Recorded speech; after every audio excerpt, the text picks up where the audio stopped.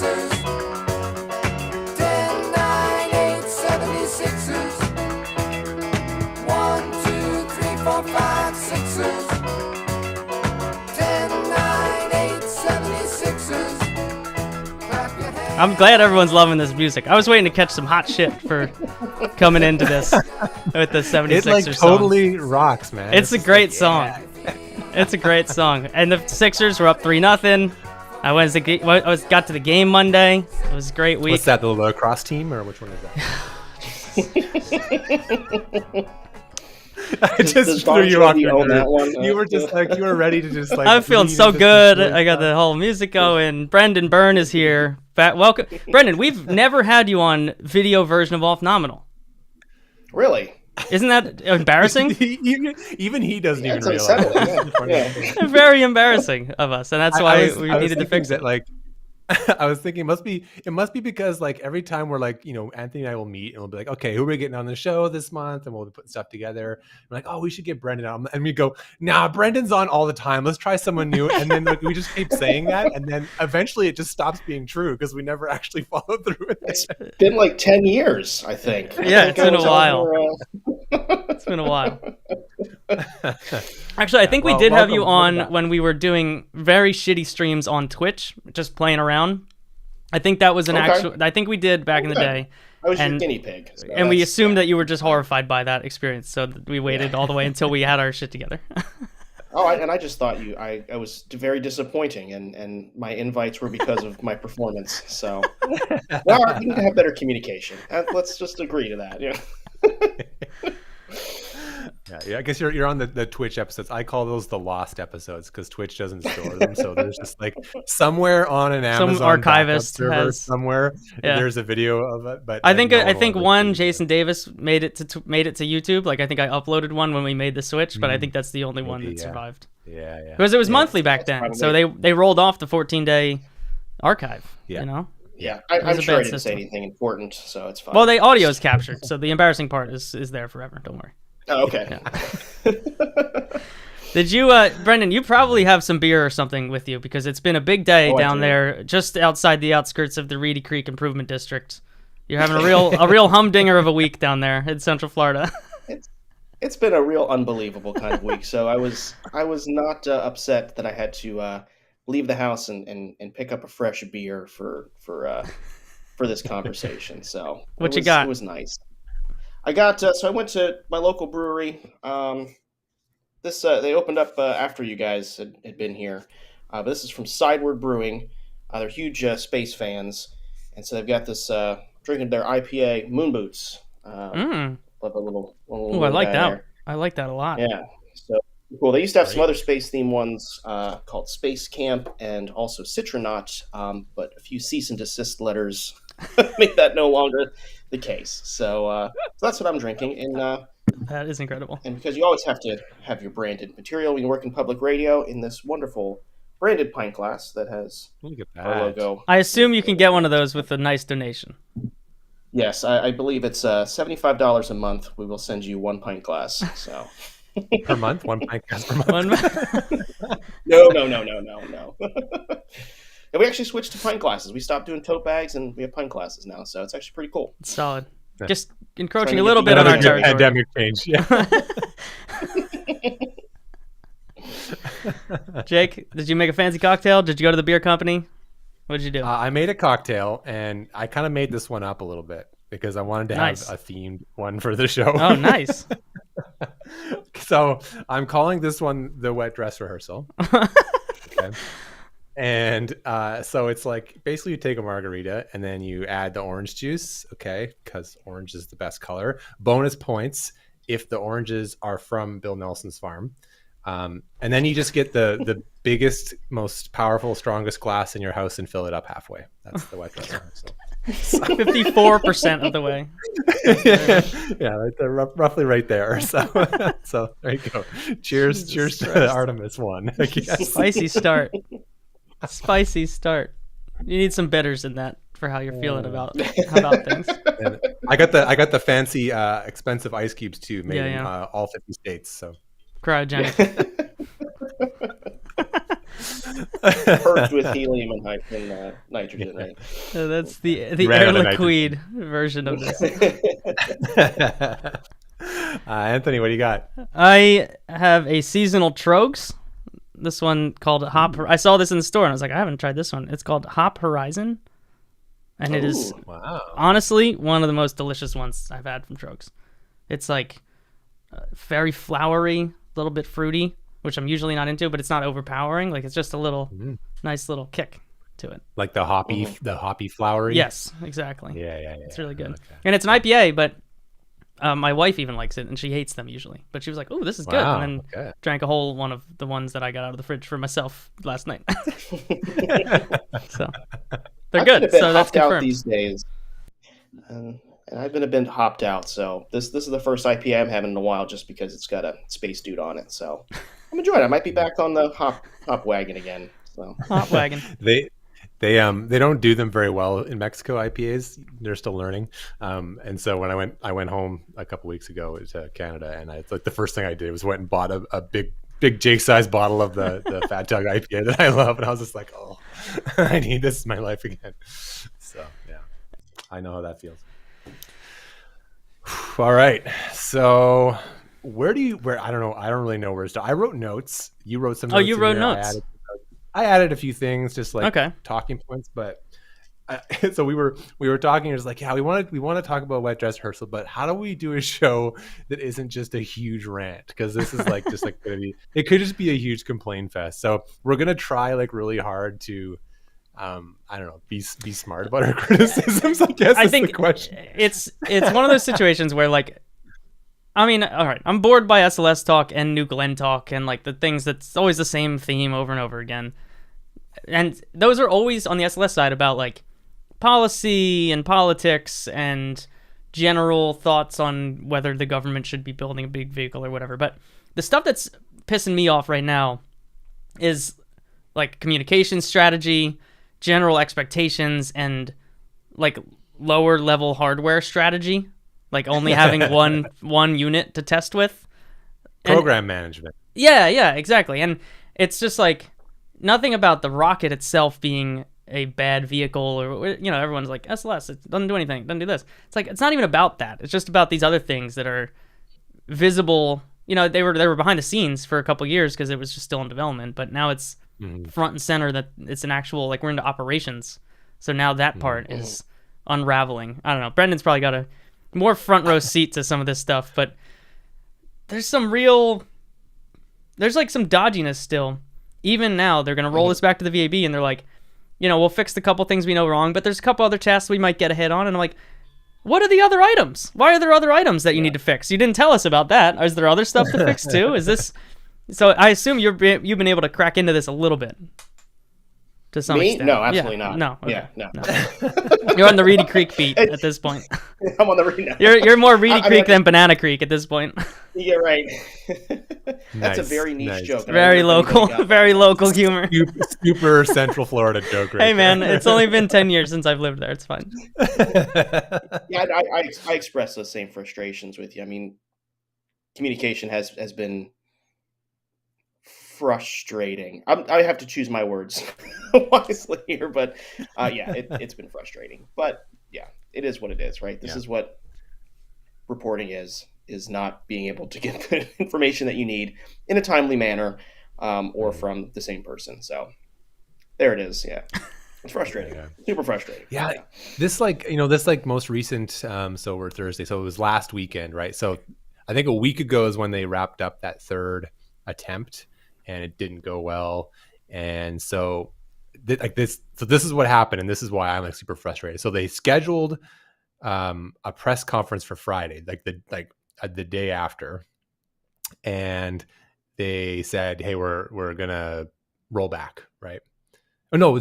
So I'm already losing my time. I think they said they didn't know they were gonna roll back yet. They said we're gonna have a press conference to talk about the third attempt, and then they had that press conference, and they couldn't really say anything because it had only been like 16 hours or something. And they're like, so all the answers were like, yeah, we haven't figured that out yet. Yeah, we haven't figured that out yet. Yeah, we haven't figured that out yet. So like the press conference was like, what? Not really that useful. But I think they just felt like they had to have one because we'd all yell at them if they didn't. And then 16 hours after that press conference, they decided everything and they were going to roll back.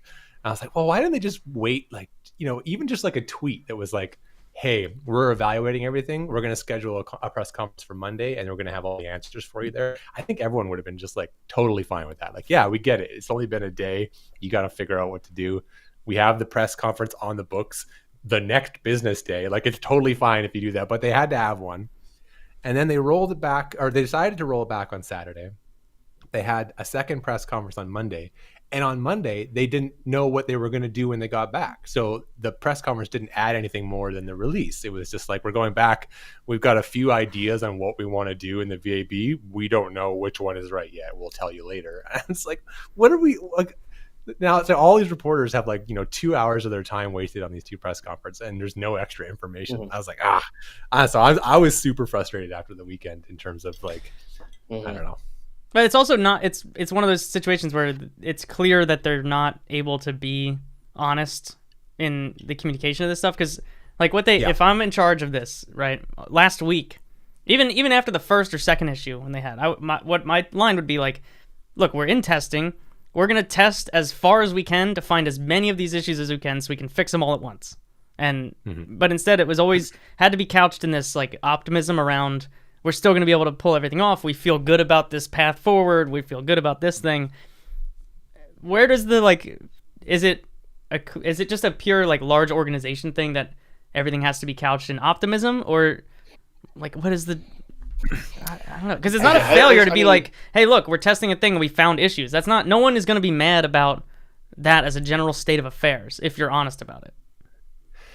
Yeah. I think it comes down to there's just so many layers of the communication and management with a project this big, right? I mean, this extends to multiple NASA centers and multiple layers of people who work at NASA, and yes, the people on the ground want to just give all the information, but this is a new vehicle, right? They're absolutely learning, and I'd be happy if they came out and just said that, or I think that's kind of the issues. There's so many people and so many things involved in this that it is difficult to have that cohesive messaging that NASA strives for, right? They want to be able to tell their own story their way, and here we are. Yeah. Here we are. Yeah, there's. I think we're so used to seeing.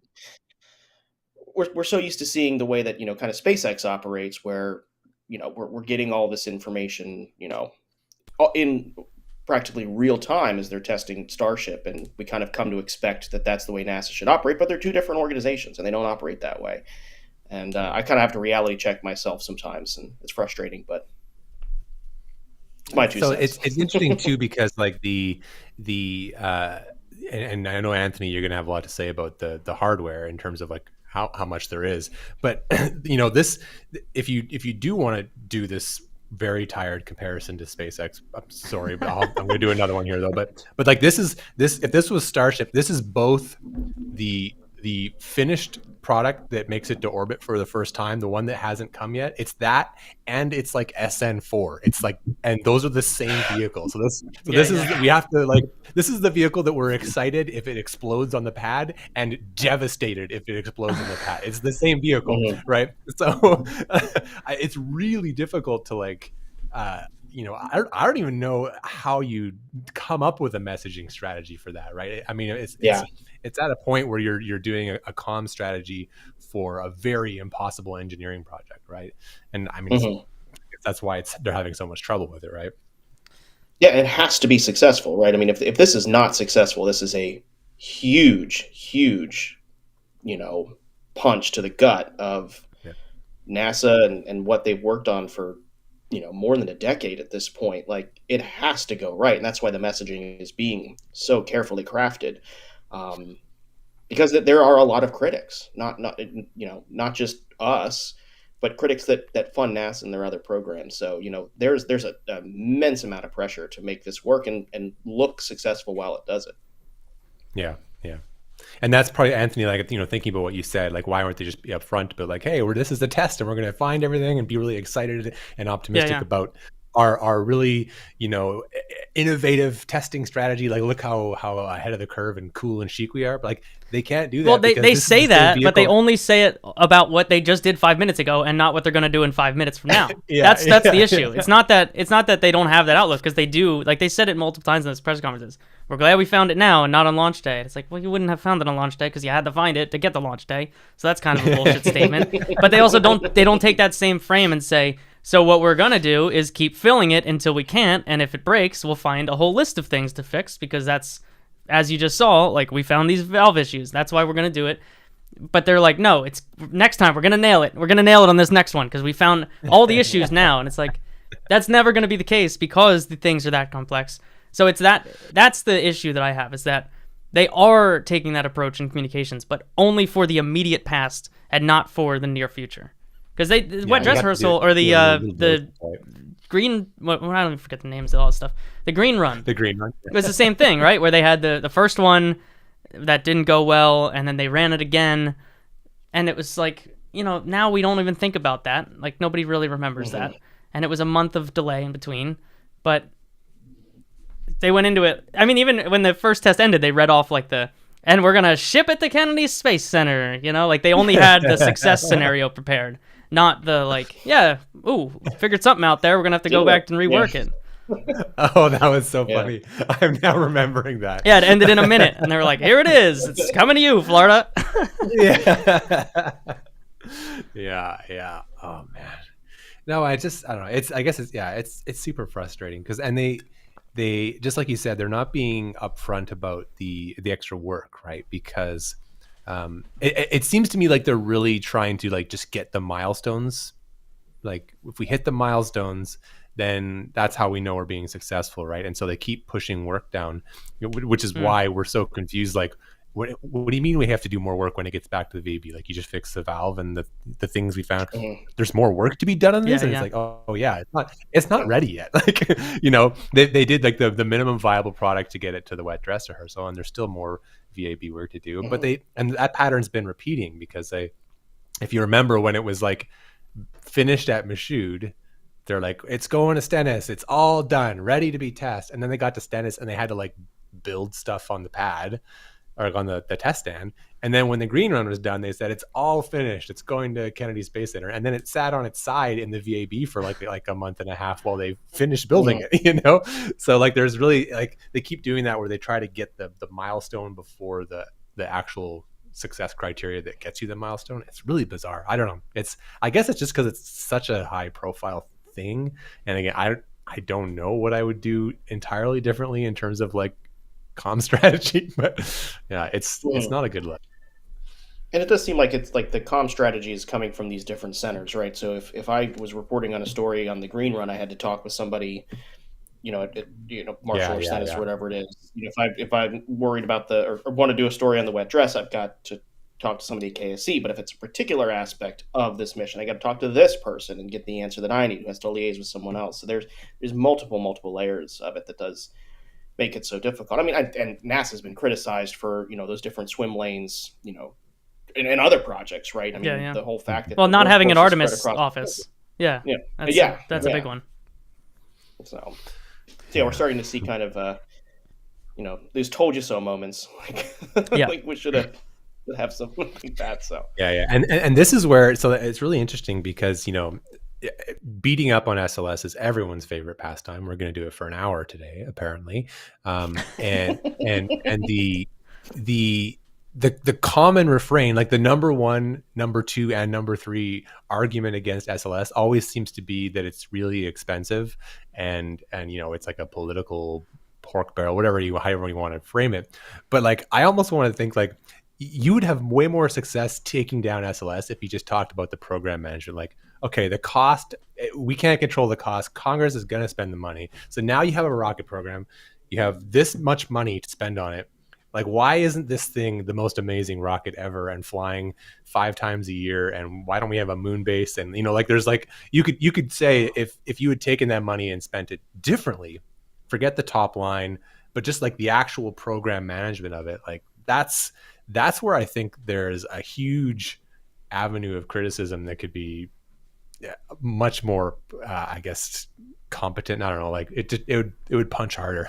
Is what Well, I'm it was trying to say. also like hard to do that while it was not in operational phase, right? When everything was in paper rocket phase for SLS and all of the things that are your competition with SLS and your hypothetical fan fiction, it's like, yeah, but this one is the one we're funding at the moment. But now it's in operations, and if this delays the whole program 6 months, it's like, well, that $3 billion line item is not going away in the budget. So like, I don't even really understand how the accounting works. It just keeps going into like an SLS bank account. Like, how's that work? Because if it's just a year-for-year delay, but you didn't do $3 billion worth of work this year because it was delayed, how does that go? There's like the government funding, mystique around it that is confusing as well. Magic accounting. I don't know. Yeah, how it it works. goes somewhere and we make up for it later. But that's how everything is, right? Like we allocated all these trillions for COVID, and like half of it didn't get spent. And it's like, so does it exist? Did we make it? Is it out of the printers yet, or is it just like in a database somewhere? I don't really understand. Yeah. But no, to your point, like now that you have actual tests to point to, and it's like, why didn't any of that work? Even though you told us it worked, and you were congressionally mandated to tell us, because a lot of this is about NASA being beholden to the way things go. So to compare to the Starship stuff that Brendan was talking about, like we see it all in the open, but SpaceX doesn't have to scramble to arrange a press call at the end of a Thursday when it didn't work. They're just like, well, shit, that didn't work. Let's try it again tomorrow, which is the way you want it to be. But NASA also has to say, we have to be accountable. We have to report all this stuff publicly. Yeah. So the constraints there make it impossible to manage in that way. Yeah. Which is, again, to like, is this the bad incentive side of why this project is not a good fit for this kind of, industry makeup? I don't know. I have a different rant. I have a hardware rant. But no, Brandon's got to think first. Go on your... Yeah. My rant? I want to do my Yeah, you rant do now, one. You do one. I've got a quarter of my beer, so I feel safe saying it. But do it in the Bill Nelson voice that you're really good at. Yeah.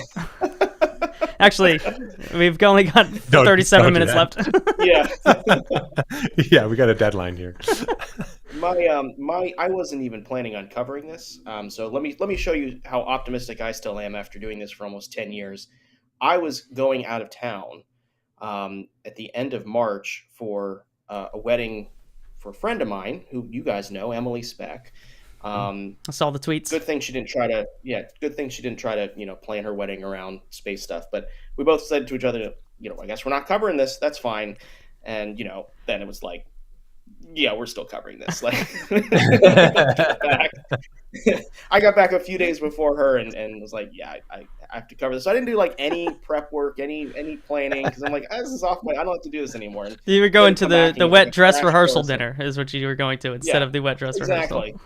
And we both thought that Axiom was going to go while we were there. And I remember it was delayed at her wedding, and I looked at my phone and I'm like, I'm not telling her that she's going to go back and cover this when she gets back home. So that was my only thing. Like this was supposed to happen. It was off my plate, but it's been out there a long time now. It's over a month now, right? Yeah. You want to know what, like a really crazy stat about the wet dress rehearsal pad time? The Artemis 1 rocket has literally watched 4 Falcon 9s fly past it. That's wild. That's wild. Isn't that crazy? And it's not, the one this morning is not going to be the last one it sees either. Yeah, so that's right. like, no. Oh my goodness. Nor the last one, there's going to be a lot of people on those too. Yeah, and I know they're like different rockets. I know. It's an optics thing. No, it's an optics thing. Irony thing. It's like an but no, irony it's thing like me, all this stuff. The press conferences, the positioning. It's an optics thing because it's a government project. The optics of a bunch of astronauts flying by you is not great. It's just not a great look. Our friend John Krause down there is trying to take pictures. He's like, man, how many more shots can I get with Falcon 9 in front and Artemis 1 behind it? He's like, I'm kind of bored of this composition. We got to come up with something new. I've got 4 different ones now, and it's just like, oh my goodness. So, yeah. There's a real cool one Ben Cooper just shared of with the Crew 4 and the Starlink Falcon 9 launching behind it. So it's really wild to see those composition shots. Like, it's awesome. It's so cool to see that. Yeah, it's nice to see 2 rockets on the pad. Oh, and I totally forgot about Starlink today. I just that's what we're talking about. I looked. Yeah, that's a nice. How photo. cool is that? That's a dirty rocket. Yeah, right? that one's been 12? Seen some shit. Yeah. Yeah. It's been around. Yeah. Okay. So All right, you feeling better? We're getting rants off our chest here. Who's ready for my hardware rant? Who's ready? I'm ready for it. All right, This one's been like 8 years in the making. You've been like it is, but I've got an refining even this better stuff. angle to it at the moment. Okay, good. I think one of the earlier episodes of Off-Nominal was when they dropped the Locks Dome, and it set the whole program back months because they had one of them. Like they literally had one dome and they dropped it, and they were like, "Got to make the second one." We always knew that SLS was incredibly hardware poor. They're working on one stage to both test and fly. They, to their credit, seem to be a little quicker on the second and third stages, or the second, not second, third stage, like second or third missions. Like, there's photos of them coming together on a quicker timeline than it seemed like the first one was. But it's always been a very hardware poor program. They had the static test article, or like the is that the right words that I'm looking for? Is that the one that they blew up with the No, well, they had that one. What's structural test article that they had? Yeah, that they brought in with the boat. I think you were there, Brendan, when they rolled that out, and it was just like a the Pathfinder, right? Yeah, it was just like a fake looking thing. Wireframe one. Yeah, but it was like the right weight and balance and all that. Yeah. So they had enough planning in the program to make those kind of test articles, and not enough to jam in a couple other flight-like tanks to do tanking tests on. Because ideally, there's a bunch of stuff that goes into the actual flight unit that you wouldn't need to do to just test the ground systems out. And my issue is if you want to take the tact that SLS is a jobs program and the idea is to create a lot of jobs. Do you know what would make a lot of jobs? Making like 4 times the amount of tanks that we have. So if this was purely a pump money into my Alabama district, pump money into your Alabama district and make 4 other tanks and test them. Like that would be the proof that this is a jobs program, because you're not doing anything with the tanks. You're just filling them and throwing them out, putting them in the rocket garden. Mm-hmm. So it's kind of like poking some holes in the hole. This is just a slush fund for Alabama thing. Unless, hear me out, if you scale it much more, do you have to invest in more automated processes? And keeping it at one it's all made by hand by it's people. Just to keep it a super craftsman experience. All right, putting my tinfoil hat on. But no, still, to hire 4 times the amount of people. That's my point. It's a jobs program. You've there's a new factory. You've built a new factory now. Now you have to outfit the whole factory. There's a bunch more tooling you have to, it is a way to manufacture a lot of jobs and a lot of money into your district. So even if that is true, if that argument is true that everyone levies, let's see it. Pump those rocket stages out and test these things before it's the one that has 4 engines on the bottom and is ready to fly, in 2 months or whatever. Mm-hmm. I think it was a jobs program. And now you're getting to the point where Congress is just like, okay, this thing needs to launch. We've already given you this amount of money. Do something with it. If they made that case early on in the program, I think that'd be right. But you can't come to it and say, well, we've invested, how many billions at this point. We're going to need a few more to build some test tanks. But don't worry, we're going to create some jobs where, Congress is now like, well, listen, you've got SpaceX now is coming at you with so much, cheaper costs. You're not getting your 4 tanks like, Anthony wants. Just get this thing full. But if this was a valid argument in 2014 or whatever. Yes. Yeah. Absolutely. Yeah. I think the jobs program thing is a lot more palatable when it's in the PowerPoint stage, right? Because it's just we're paying a bunch of people, they're inventing stuff and going through a lot of reviews, and they're doing some weld tests. You don't have to really show anything for that.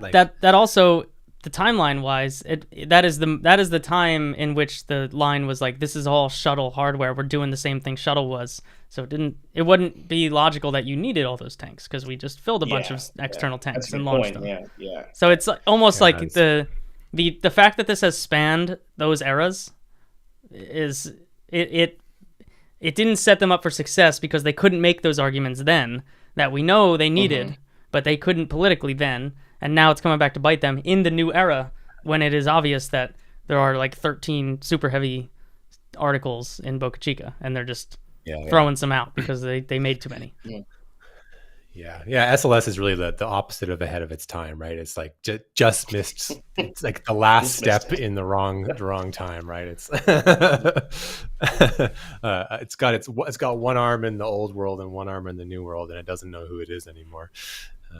But yeah, Yeah, and I guess like because that's a good point because they always have that. There's always been that weird like cognitive dissonance with what it is, right? It is both like legacy hardware, nothing new. You can count on it. It's reliable. It's cheap because we just grabbed all the old stuff, and it's like cutting edge, never before seen, amazing, brand new 3D printed bolts on the RS-25. Like it's you've never seen anything like this. Like this is why we test, right? Like it's both of those things at the same time. Mhm. And it's like it's such a weird line to walk when you're trying to do like I have like sympathy for the people that have to speak on behalf of this program for those reasons because it's like yeah, we got lots of experience with this and we've never done it before. Mhm. Yeah, it's not easy. It's tricky, not man. easy. It's tricky. Space is hard, right, guys? Space is hard. Space is hard. Boo.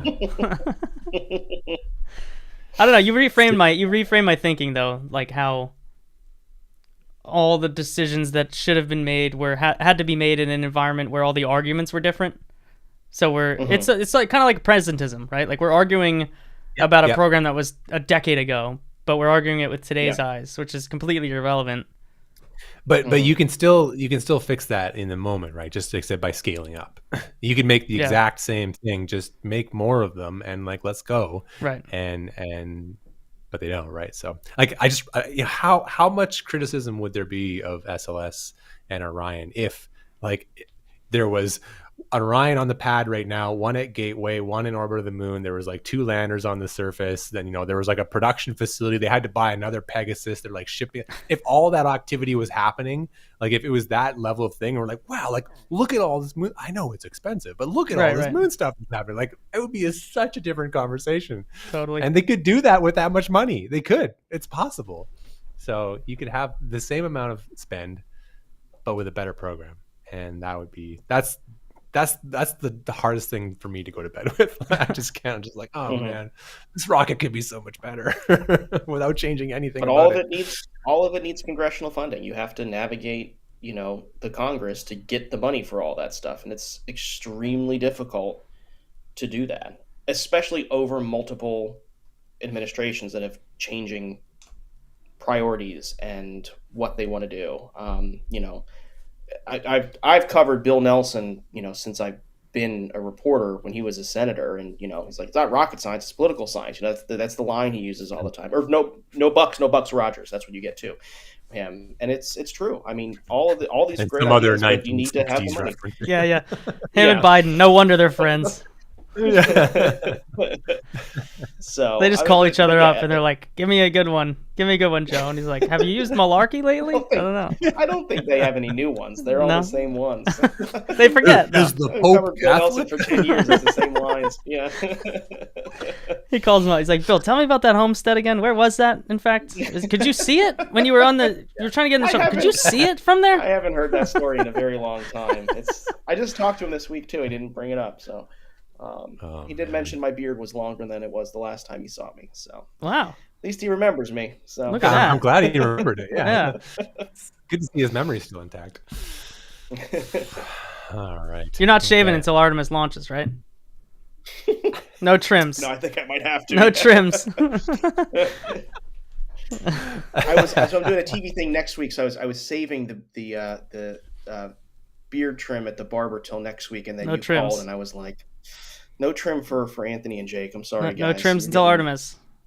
It looks very well kept, though. I have to say, it looks like you've brushed it, maybe put a little oil. I have a fantastic barber who sets me up for success. So I'm just gonna say that. So well, luckily you probably won't be out waiting for Artemis 1 to launch in the middle of summer at this point. So you maybe want to keep it so that you're a little warmer when it's like late fall or winter and we're out there. Should we do predictions? Like should we talk about predictions for wet dress and for launch, given everything that's happened? What do you think? I'm always game. Yeah. Brendan's probably more scared. Okay. So let's do it like this then. Okay. So first prediction: do they go back to the VAB? Then go out, do a second wet dress attempt, go back to VAB again, and then launch? Or do they, when they go back out for the second wet dress rehearsal, do they do the rehearsal and launch all in the same pad visit? That's the first prediction. What do we think? I think this. I think the second one. They Really? take their time in the VAB and then head out Wow. there. Based on And you're absolutely saying nothing. But is this prediction not that they actually pull it off, but that was the intention? that's the intention. Because Yeah. the I'll likelihood leave they pull that it off off the is okay. What happens? Right. I don't know. That's based on absolutely nothing I know. So that is just a gut thing. I like the second option the best. So Because they did mention that as a possibility, right? They were thinking about whether. Yeah. I think there was 3 options, and that was the Yeah. the final option that they had there. So There's no way that's the one that happens. I don't There's think no so way. either. No. Well, I'm And mechanically- I would. So who gets credit if they meant to, but it ends up being the first option? Because I could see the positioning being the second option if we're going to go out and do it and launch, but having other things happen that has them coming back. Who gets credit? Yeah, because what gets tricky there is because they have that stupid flight termination constraint, right? Yeah, right. And like we gotta send Philip Sloss article to everybody again to read about all the different launch constraints. But once they're in the VAB, they have to like write a check mark on a checklist about the flight test or flight termination system, and that check mark expires in like 20 days or I think something. it's 3 weeks. Yeah. So once you get out there, if you do any amount of work at all, it just like eats your lunch. Or weather. It's Florida. There's weather. Anything delays you at all. So I guess the question is, will they be like, oh, we've reevaluated the check mark and now it lasts for 40 days instead of 20. They could do that. I don't know, but yeah, It's something good to dig yeah, into.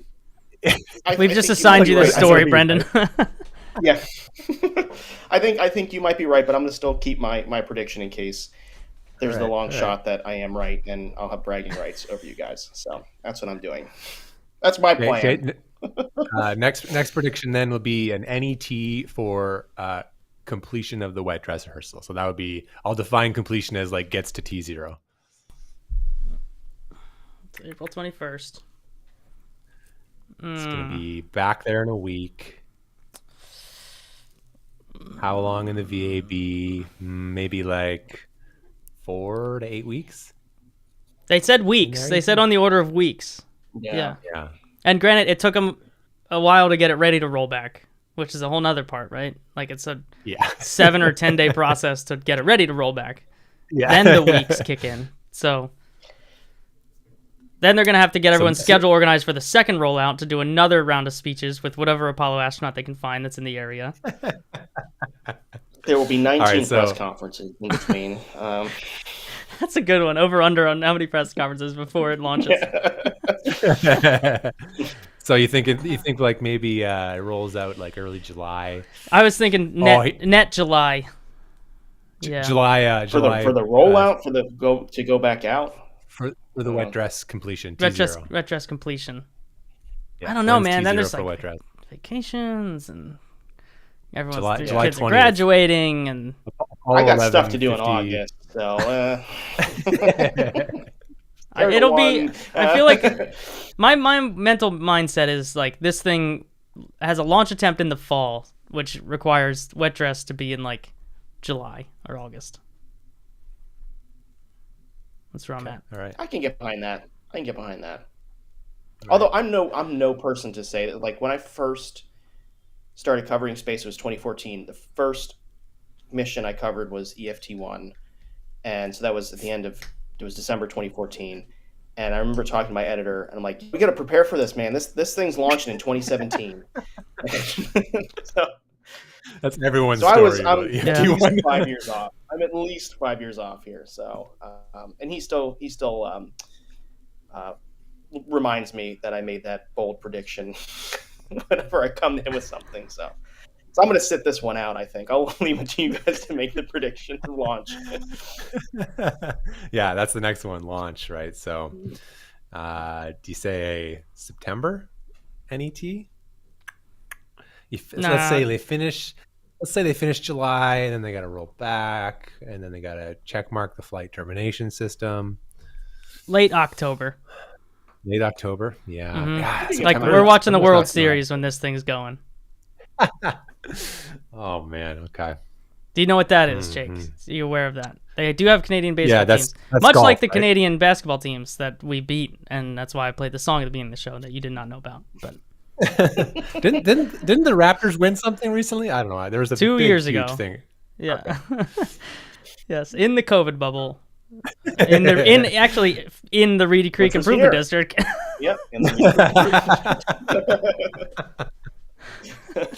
Oh man. October. It all comes back to Florida. It all comes back to Florida. Jake, when are we Right, going so- drinking around the world at Epcot? That's really what the bet is here. Yeah. Nobody knows, right? Will Eric Berger's prediction come true? His 2017 2023 year. Yeah, that was. I gotta find that. Somebody put that in the Discord the other day. Very Right? very famous tweet that he got a lot of crap for, and is like so close to becoming true. Do you know what one we're talking about, Brendan? Do you know about this? I think so. Go remind me though. I'm gonna pull it up, but was it that long ago, Jake? I think it was a while ago. Like it was years ago.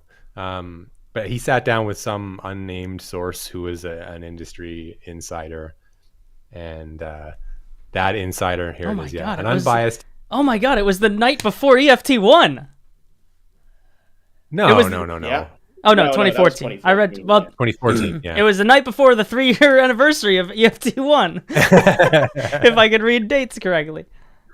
But Yeah. still, like that was like, so 2017. incredible, I think yeah. the nominal launch date was supposed to be like 20, But was probably. it to 19 at that point? 19. I thought it was 20? 19. Yeah. And so Yeah. so he was calling like a 3-year delay on it at that point, and it was like he got like you could probably just scroll the replies and see if we can find some of our favorite. Do you think we Twitter can people convince and Eric to tell us who this was when it launches? Like We whenever should it have is him that it on lifts because off, that he He'll announces reveal it. on the show. yeah. Because by that time, it's probably not going to be an industry, unbiased industry source anymore. They're probably retired. They'll be biased. Oh, I thought you meant they'll be biased. Or They'll yeah, be that. Like maybe it's Lori Garver or something. Who knows? But. The unbiased part is the problem I have with that riddle, because I'm like, who's not biased about this program? Who is neutral on this program? I don't understand how you could be neutral. Unbiased. Well, It's a culture even war. if it launches today, he'd be closer to his prediction than my prediction. So I think Berger I'm right beats there me with at you, least, man. so. EFT1 was also my origin story because I was at that NASA social. So, and I was like, Oh, really? okay, 3 years, that's a little bit away, but it's not that bad. Like, I get it. That's a solid amount of time. Yeah. It's a new rocket. We I were so was, young and so naive. I found somebody tweeted a photo recently from that, and if you look in the photo, it's like all the people that you know from space Twitter today were at the NASA social, and I'm like, wow, that was a lot Oh, of. that's cool. Yeah, I gotta find that. Or actually, I It was think like I that. was stuck out. I was doing Vox Pop, so I was interviewing people that went out to watch it. So that was the first time I ever met Ozzy Osband at Space View Park. The local folks know who that guy Amazing. is. But Amazing. yeah. Man, I watched some launches at Space View Park. That's a great place to watch true a launch. classic. It's a cool place to watch. There's bathrooms there, which is nice, so, which is helpful. So, Yikes! All right. Well, that's our predictions, and I guess we have September, October is what we're looking at here. Whew, man, It would be nice. Disney would be a little less busy than normal if it exists that's by true, then. I don't yeah, know. yeah. Oh, but then we get. Okay, I'm moving back to October for one particular reason, though, because you're gonna get into hurricane season, and that'll guarantee you will push yeah, something. that's a good point. That's a good point. Guaranteed. Yeah, you definitely you don't can't- want one thing on the pad. No one can tell me Yeah. that SLS is like a really hurricane robust rocket, and it was like, yeah, we're totally fine. Like, no, it's gonna be they're gonna wrap the VAB in like plywood and duct tape just to make sure that the thing is safe. That's incredible. Yeah, they mentioned that on the press conference. They were Wow. like, every time the wind blows, there's a bending moment on this vehicle, so we're watching that. Hurricane. I get that you need to write that down somewhere, but like, is that a high? What's the level of concern on that? Is that a 1 to 10? Is that a 10 or is that a 7? Like, where are we at? Because it's not the least windy place in the world, especially on the beach. Yeah. Yeah, no, you definitely don't want to. And we've had a few pretty close hits there. I want to say Hurricane Matthew a few years ago kind of skirted Brevard County, and Michael, I think, another one. So It's always the but ends. like Gotta watch what out. they do at Kennedy Space Center is pretty cool. Like they have like a whole ride out team that locks down the place, and it's pretty cool what they do. But yeah, hurricane season is a good point. Yeah. I say October then. Should we pour one out for Air Liquide in the last segment of the show? Air Liquide, they have like I mentioned on the last show, my never-ending support as someone who says water ice. Air Liquide is really just coming through as like a hero for me, not being alone in that two states of matter situation. So if the listeners don't know what Air Liquide is, so this is the gaseous nitrogen provider that has been the subject of the last few days of SLS coverage. So this is the one that they threw under the bus completely in the press release.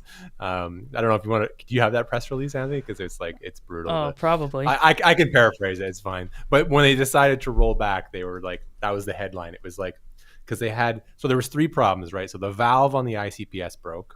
That's the upper stage.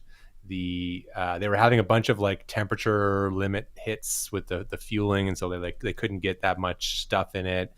They had this hydrogen leak on the ground systems, and then this gaseous nitrogen supplier. So this is like they use this nitrogen to like purge stuff, but it's supplied by this contractor, and so all this other stuff broke, but they with this due to upgrades required at the offsite supplier of gaseous nitrogen.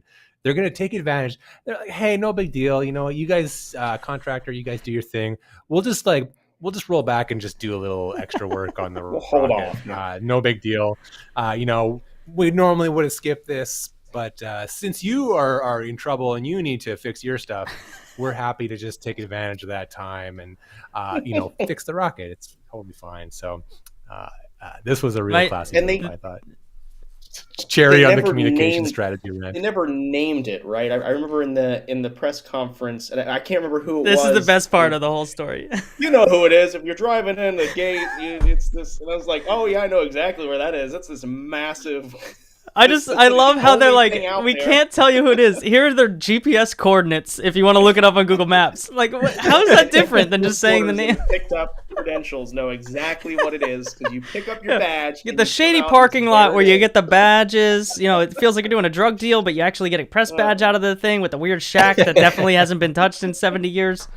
Right there's a big sign.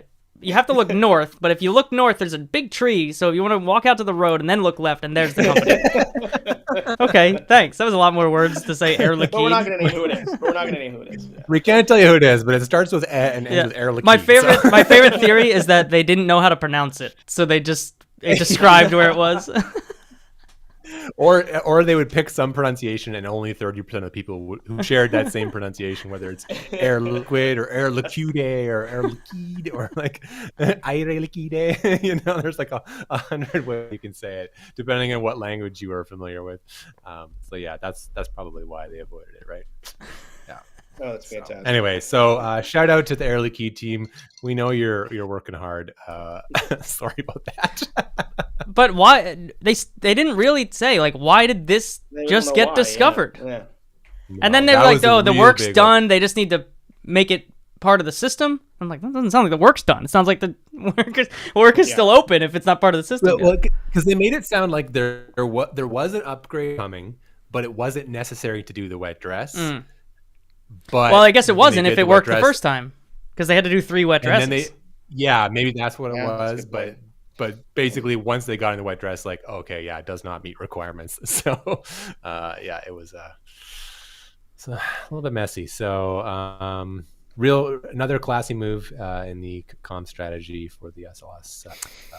I mean, this does sound related to like this is probably Philip's last article where this information was out there, but on launch campaign, if they go to launch, they need to scrub, it's like a 2-day scrub, and then if they need to scrub, it's a 3-day scrub, because it's all about how much propellant they need to replenish and all that. So maybe all of the systems were based on that schedule, and at the wet dress it was like, oh, we'll try it again tomorrow. Oh, we'll try again tomorrow. Oh, we'll try again tomorrow. And it wasn't ready for that. It could be, yeah, because I think they said like basically they have a big storage. And there's just because it's just pulling air and pulling the nitrogen out, right? So it's like got like I think that's the new thing. Or is that the current thing? It's like, Well, I think they supply NASA, like there's like a constant input of a certain amount of nitrogen, and so if you need a lot of it, you got to let it like build up like over a few days. Like you got to build, charge the battery, so to say, and then you can like expend a lot quickly. So I think that's so like you could be onto something. Fill the there, tank was right there for you, and you went with fill the battery, charge the battery. Why say the real thing when an allegory I will like work? this analogy. You got to fill the thing that's actually, if you go to the pad Good and just work. take a right, on the right, there's things there that we are filling. This episode is so Way off the rails. This is why I'm never invited. Yeah. Brendan, what is your favorite space story at the moment? Please bring us some joy. What is your favorite thing? Is it that we're getting a Uranus Explorer or whatever? All the shitty headlines there? I think so. I mean that's cool and all. I'm super excited about Crew 4. I'm doing a profile on Jessica Watkins, and I'm talking to some folks that know her, and I'm really excited. This is like a really fun crew. Like all of the crews seem to be getting like more and more comfortable with the media attention they get and interacting with the press. Like this crew specifically seems really awesome. So I'm super excited to see them go. And I got approved to actually be there for the walkout. So this is the first time I'll actually see the astronauts walk out of their quarantine Nice. ONC building. So I'm like all in for Crew 4. So that's super exciting. And yeah, that's what I'm looking forward to, because that should happen on time, right? Yeah, up to the weather at this point. It's up to whenever those splashdown weather wants to. Yeah. Although a great week for the Axiom crew up there, because they're just like, crap, weather. Oh man. Yeah, right. Weather. All my duties are done. I guess I'll just sit in the cupola. Too bad. I'm super bummed though, because the original landing date was going to be like a sunrise kind of date, and the ground track for reentry is right over my house here. So I was going to go out early in the morning and try and do a time lapse of the capsule coming in. It's going that direction. It's coming up. It's coming from south towards Florida. So it'll go over the Gulf, over Mexico. So I was like so excited for it. I have my GoPros like ready, and then they're like, "Yeah, we're moving to a few days later. It'll be in the middle of the afternoon." So Tyler's wondering if they have to pay for the extra days. They don't. It's part of the deal. So if you are a million or billionaire and you want to go to space, you want to book a flight, and then you want to fire up your weather machine, and do it in hurricane season. Yeah, exactly, for sure. Great well, deal. well, hang on though. So I saw your tweet about that, Brendan, because you asked like, do they have to pay for it? And the answer you tweeted was, it is part of the agreement, which doesn't actually. That's actually answer true. The question. They might. The agreement might say, if it goes over, you pay this amount per day. Not if it goes over, it's on us. Yeah. I got to follow up on that. But I assume that solid point. Cut off their air. Yeah. Like, well, you guys have outstayed your welcome. Sorry. So no more food, and no more air. Deal with. Well, that's it. why you pre-agree. It's like there's an overstay tax. It's how much per day. Yeah. You sign here before we send you up that you're going to pay that, right? Someone was sleeping in the airlock, so. Could be. Yeah. Do we know who it was sleeping in the airlock? I want to find that out, because I want to have them on the show. Whoever it was sleeping in the airlock. I remember when I can't remember if it was Crew 1. It might have been Crew 1. Someone had to sleep in the airlock because they hadn't put all the beds up there yet, and the commander said that no, he slept in Dragon. I think he slept in Dragon. Oh, the airlock. Someone slept in the airlock this time around. I would not want to be that. Which is like the bottom bunk. That's the bottom bunk of the ISS, sleeping in the airlock. Could you imagine just kind of floating around and accidentally hitting the button? And it's just it's like that's the ISS equivalent of sleeping on the torpedo, right? That's yeah, totally. yeah. Sleeping with the airlock, definitely. Sleeping in the airlock is like the sleeping with the fishes of space. It's like a euphemism waiting to be happening. Yeah. If someone said, "Hey, Brendan, we're going to send you up there, but you have to sleep in the airlock," like no questions, I'm going. So it's part of the agreement. Yeah, not a problem. Oh man. Okay. Brendan, what are you working on these days? So we're got that story that's going to air ahead of the Crew 4 launch, which I'm really excited about. I've been next week talking about the decadal. So Davy Jones Airlocker. Davy Jones Airlocker is great. Excellent Yeah, work, and Tyler. that's pretty much what I've been up to. What are you guys excited about? You guys, I feel like I was excited about being on your podcast recently. That was a pretty good episode. that was I have to fun. say. That was fun. And I do have to appreciate you flexing after someone canceled, and I told you the morning of, Yeah. "Hey, Anthony, can you That's do okay. all 24 minutes of the Yeah. show?" Said individual was within the off-nom universe, so it's totally fine. Not a big deal. I wasn't mad about it.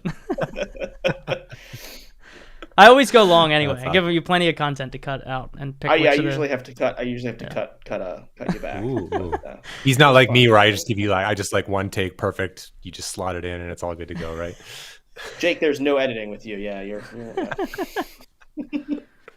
I have to go to fit my show into this this on air slot, so it gets difficult. But Yeah. it was One great day having we you will on. convince Jake, you to was also great. quit your job. Okay. Yep. It's gonna happen. He's like, why would you tell me to do that? I don't understand. I'm just saying we will eventually convince you to do that. We're blazing the trail of the independent space podcaster. yeah. You will have to sit in the back of that press room with us. That's the unfortunate part. You don't get a seat. I've got standing where I am. I'm not sitting back there with you guys. I got a desk. We don't I'm have not giving tents. that up. We don't get physical space at the press sites. But I get a desk at KSE when Brendan goes to the bathroom. So it's true. If it's within range. I think we sat on someone's desk last time we were there for a little bit. We were supposed to have a desk, and I don't know what happened there, but like during COVID, we couldn't be in there, so I started working out of my car, and I like that because nobody bothers me out there. So you can have the WMFE desk, guys. That can be the independent podcast desk. I love that. Good. Taking advantage of that. Oh, man. Anthony, what you put out some episodes out recently? You've been a little productive lately. What's going on with you? I have, yeah. Everything happened at the same time. What did I do recently? I did a show last week about Amazon. That was a thing. Mm-hmm. Oh, this past week I had Andrew Maximov on, who is the founder of Precious Payload and a member of the Off-Nom community. So it was very cool to talk about. Anomaly. It was an anomaly, yeah. I remember like a couple years ago when he posted in the Discord, launching this new company. So it was cool to get the full story on what's going on with them. Yeah. Earlier today, I talked to Brad Cheatham, who's the founder of Advanced Space, who is flying Capstone. So that'll be out, I think, on Monday. I'll put that show out. Really good conversation talking about flying around the moon. Really cool mission. I know you, Jake, you've obviously been curious about it because of the implications of larger planetary exploration, but it was just hearing about, because they pitched it to NASA. It wasn't like a thing that NASA was looking for. Oh, interesting. Okay. They were like, we got a good idea for this mission that also helps you out with Gateway. Would you like to fly it? And they were like, yes, we would. And so that was a very cool story to hear. So that's great. I didn't know that about that. So that's yeah, cool. it's really I cool. can't wait to listen to that. Yeah. How about you? Anything fresh? So I snuck out an episode right before the Decadal drop, and it just got swallowed up in the news. So I'll probably repost it again next week. But it's I had the deputy project scientist from New Horizons on, so Kelsey Singer, and we talked about Pluto. So this was like my first like deep science dive into a non-Mars place, and so I felt pretty out of my depth, but I think we had a lot of fun. And there's cryovolcanoes. What a weird thing, man. These are I'm like shocked that these are real and not doesn't made make any up from sense. some sci-fi thing. They like just volcanoes that spew this like goopy water toothpaste stuff. It's wild. So you got to listen to it. It was pretty fun. And then my whole week has just been Decadal survey. I literally have this report open in 3 different windows on my computer, so I can like cross-reference things as I'm reading through it. And it's 780 pages, man. It's not nothing. So that's that'll come up on the next episode. Yeah. I'm gonna have Casey Dreyer come on and talk about that with me. We're strategizing on how to make it an episode that isn't 3 hours long. So that's what we're trying to figure out. I'm tackling mine in 28 minutes, Jake. So nice. Okay, so it's gonna be 12 minutes on Uranus, and then 5 minutes on Enceladus, and then Caesar's all back. the other stuff sprinkled in. Yeah, right. Caesar's back called Crocodile. Yeah. I've got Paul Byrne coming on, so it should be Oh, quite nice. fun talking about The Byrnes. Uranus, So The Byrnes. Yeah. Burns, and then Amy Williams from UF will be on to talk about some of the Mars things that were in there. So it'll be a fun Cool. show. So it's super exciting. Like this decadal is really cool. So this is the first one I covered. It's awesome. It's super interesting, man. So I don't want to give too much away because we're going to talk about it on different episodes. But it is definitely it's different than the last ones, like pretty significantly, and I think like way better because of it. So I'm pretty jazzed for it. Yeah, I'm excited to listen to that conversation. Casey's awesome, so that'll be a good show. So. Yeah, he's fun to talk with, and we can just go me and him together. Like you gotta cut us, so we just keep talking. So we'll figure it out. But yeah, Brendan, thanks for hanging out with us. This is awesome. Thanks for having me. This was fun. I'll see you guys in 5 years when I get invited again. So I didn't know if you're talking about us or Artemis. Jesus Christ. Both. Do you want the song? Yes. Do you want the Sixers song on the way out? Are we doing it on the way out? Please. Let's do it. All right. See you, everybody. Bye, everyone.